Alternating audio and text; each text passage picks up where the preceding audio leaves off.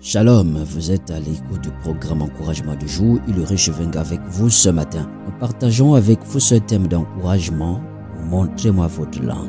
Tiré de cette histoire que nous avions bien évidemment appréciée et que nous partageons avec vous. C'est l'histoire de Derek, un médecin. Il dit, durant la Seconde Guerre mondiale, j'étais assistant médical dans l'armée britannique en Afrique du Nord. Il m'est arrivé d'être le seul aide médical responsable d'un poste dans le désert et devant soigner des patients tous atteints de dysenterie. Chaque matin, le docteur, sous les ordres duquel je travaillais, m'appelait et nous faisions la ronde des patients qui étaient tous allongés à même le sable sur des paillasses. J'ai remarqué bientôt comment, par deux phrases immuables, le docteur accueillait ses patients le matin.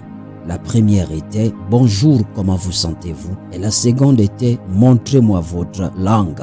Il me fallut peu de temps pour réaliser que le docteur attachait moins d'importance à la première question « Comment vous sentez-vous » Il passait tout de suite à la seconde question « Montrez-moi votre langue ». Lorsque le patient tirait sa langue, le docteur regardait attentivement, puis il établissait son diagnostic. C'est-à-dire, à partir de la langue, il pouvait déduire quel est l'état du malade. Est-ce qu'il s'améliore ou il demeure malade? Alors, Matthieu 12, 33 à 37, Jésus dit, c'est Jésus qui parle, il dit, dites que l'arbre est bon et que son fruit est bon, ou dites que l'arbre est mauvais et que son fruit est mauvais, car on connaît l'arbre à son fruit. Race de vipères. Nous rappelons que Jésus parlait à des dirigeants religieux de son époque. Il dit, comment pourriez-vous dire de bonnes choses, mauvais comme vous l'êtes? Car c'est de l'abondance du cœur que la bouche parle. L'homme bon tire de bien de son bon trésor, et l'homme mauvais tire du mal de son mauvais trésor. Je vous le dis, au jour du jugement, les hommes rendront compte de toute parole vaine qu'ils auront proférée. Car par tes paroles, tu seras jugé, tu seras justifié, et par tes paroles, tu seras condamné.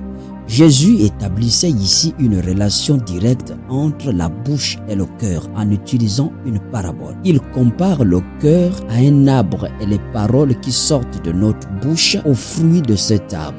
Nous sommes donc en train de dire que les propos qui sortent de votre bouche indiquent la condition de votre cœur. Ça veut dire que par ce qui sort de votre bouche, on peut déterminer votre niveau spirituel. Le docteur pouvait tirer un diagnostic à partir de l'état de la langue des patients. Ici, la langue représente les paroles. Comme Jésus le dit, ce sont les fruits. À partir de ce que tu dis, à partir de ce que tu sors, on peut tirer un diagnostic de qui tu es. À partir de ce que vous dites, à partir de vos paroles, ceux qui vous écoutent ont la possibilité de tirer à chaque fois un diagnostic de la personne que vous êtes. C'est alors vous amener à comprendre qu'à chaque fois quand vous parlez devant les gens, à chaque fois quand vous prenez la parole, vous êtes en train de montrer votre langue aux gens. Et donc, à partir de votre langue, les gens parviennent à tirer un diagnostic de vous. Ça veut simplement dire qu'à partir de ce qui sort de votre bouche, vous donnez l'occasion à votre épouse, vous donnez l'occasion à vos enfants, à votre époux, vous donnez l'occasion à toutes les personnes qui vous écoutent, vous donnez l'occasion à vos employés de découvrir, de tirer un diagnostic